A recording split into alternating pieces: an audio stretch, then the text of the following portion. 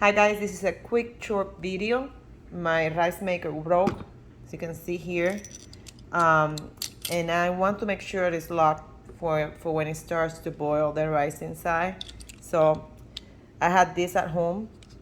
This is a child safety mechanism. I'm going to glue this to the side to lock the door of the rice maker. And make sure that I put it in a position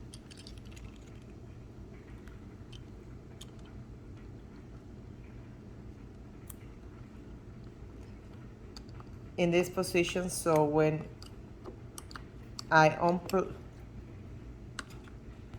unclick it, it will go this way. So what do you think about this quick fix?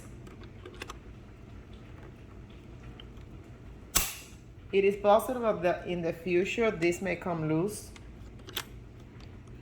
I am anticipating that problem. I can just glue it with a crazy glue or gorilla glue. But for now, we have a quick solution for our locking as a locking mechanism.